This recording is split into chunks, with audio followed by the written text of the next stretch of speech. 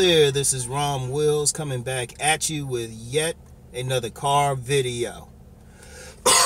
And cough.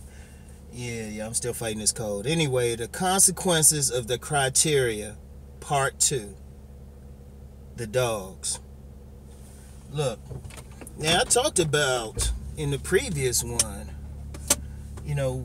black women in particular rejected all of these dudes, whether they nerds or blue collar or whatever reason, right? But there's an other side to it, because the consequence ain't just so much about the non-select guys, but also the players. See, understand one thing. When we talk about, I said 2/3 of black men are rejected, so that leaves 1/3. Now, all of that 1/3 weren't getting women from like the womb. You get a few. Like you get a few, that little 8-year-old who was grinding up on his neighbor or something, or that 8-year-old who was being initiated by his 13-year-old babysitter, right? Oh yeah. Anyway, right? It's deeper than that. Because when most men who become select, especially in a black woman's eyes, it doesn't happen until their 30s. Because a big factor on why a black woman might choose a particular man is money, is his status, is his education. It's all the surface appeal. It's like, and then on top of that, he still has to have above average physical appearance, and he also, good height, all of that stuff. He basically has to have what's on the collective women's list, right? So most guys not going to have that from the get-go. Most guys. Or most guys ain't going to grow up in an environment where they develop their sexual aura, right? Most guys, when they're in their 20s, who eventually become select, weren't getting any play, right?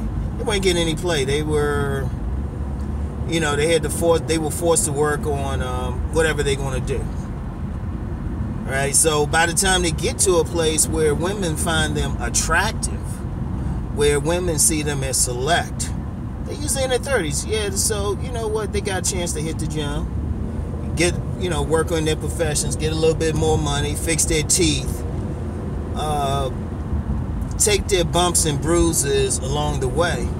So when they get up there in their 30s, when women finally start throwing it at them, finally see them as preferred, finally return their text on a consistent basis, these dudes ain't grateful. And these dudes ain't thinking, oh wow, I finally have a chance to get these beautiful women. Oh no, he's had a long time to build up some resentment.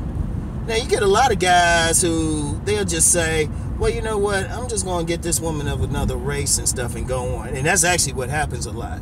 A lot of women that see this guy all of a sudden get money, and then they're like, oh, he gets some money, go get a white woman. Well, he didn't have a black one to begin with. So he get up there, he's a little angry.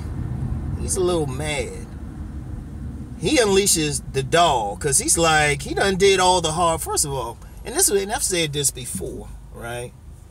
Many women, see, a lot of women don't want to build with a man. They don't want to be there while he's building. They want him to have everything. Now, I know some dudes might say, well, yeah, he should and all of that, but let's just be realistic. If a man went through the hardest time, the building phase where he had to study, he in school and stuff, and he's seeing the women, especially the attractive women, going for, the frat boys or the athletes, or in some cases the thugs, right? So he's getting frustrated.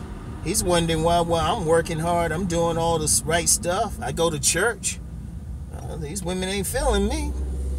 So by the time they start feeling him, shoot, he's had a long time to build up resentment, right? He's had a long time. And then he's like, well, wait a minute, I'm starting to get women now. Why should I settle down with one particular woman? See, that's another thing too. Shoot, he's trying shoot. He feel like he's missed out on something. And then one thing too, if he's reached a level of success without a woman, it's hard to tell him what this woman could do for him. Like a big question with a lot of men, what are you bringing to the table? Now, some women might say they're bringing themselves. I'm like, well, that's not doing it. In these men's minds, especially, you got a lot of guys, they coming out, they get their degrees and stuff, and they coming out making a lot of money. They starting out a lot of money. Seriously, they starting out with high salaries, probably higher than anybody in their family, higher than the average black man out there who's actually getting some sex, right? So they like, well, hold up. What's other than sex? What can this woman bring me, right? For me to want to settle down with her. Now, at best, if a woman's lucky, you want to have kids, but even then, he's going to be like, well, hold up. Yeah, but I got all these candidates, though. So what's he going to do? He ain't going to take them seriously. He's going to be a player. Shoot, he's going to get his. He's going to have his fun. He's going to have all that fun he wish he had when he was younger. Now, I know some women don't like to hear that, but, this is a reality. I'm not here to tell anybody, like, any bullshit. But, if that guy got to a certain place without a steady woman, one, he's gotten used to it. And two, it's like, wait, he can do what he wants, then he can have his fun. And also, if you think about it, a lot of dudes might not necessarily want to have a kid. I met some players and stuff. They say, you know what? My sister got a kid, or I got some nieces and nephews. So basically, you got a bunch of guys who they don't have any predisposition to settle. Now, it might be different if during those early years they had a girlfriend or something, right?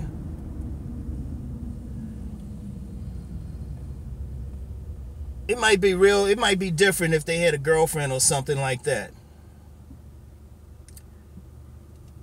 Right? What's up? Oh man, it's so nice. Yeah, okay.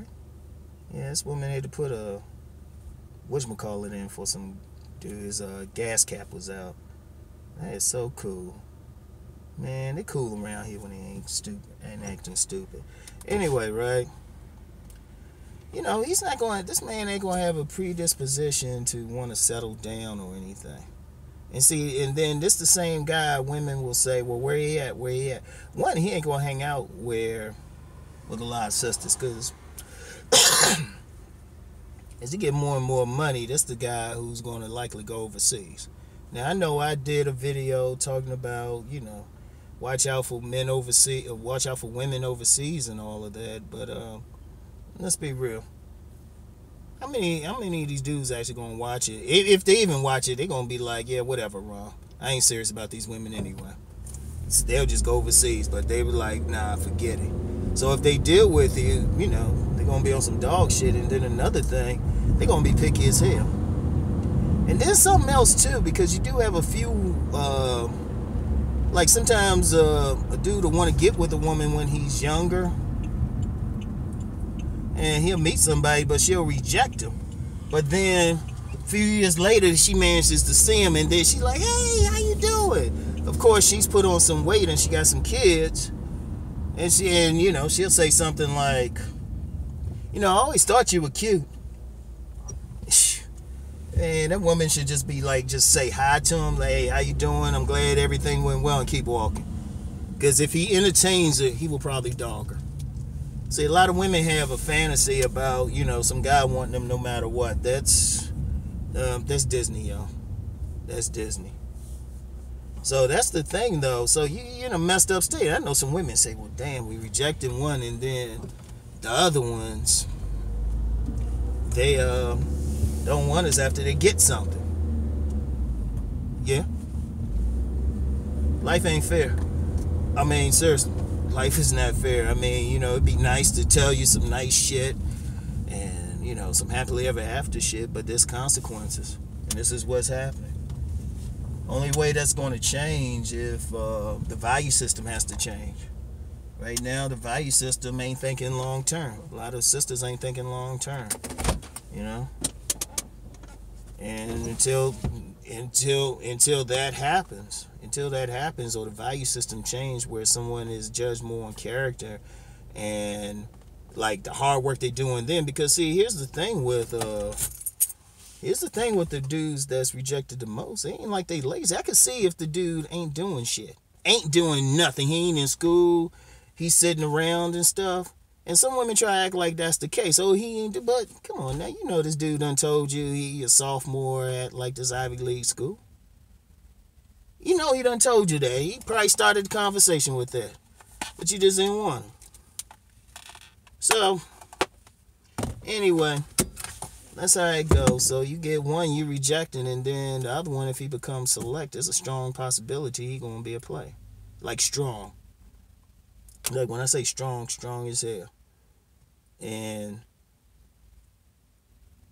yeah, usually the dudes who are select, right, who are inclined to settle down, yeah, like if they were not, okay, I put it like this: if they were non-select when they were younger, the ones who are inclined to settle down if they become select when they're older is the type that still, despite everything, managed to get a girlfriend when he was younger. Like somebody was still there for him. You know, the shit didn't work out, but they stayed together long enough so he ain't really just develop any negative feelings. Like he could get a girlfriend here and there. That's the only time I've seen like a dude who's normally select be inclined to, was non-select, become select, is inclined to settle down. But if he's that type, didn't really have a girlfriend or anything, nah. Once he get up there, he ain't settling. So anyway, right, that's it. I get back with y'all. Peace.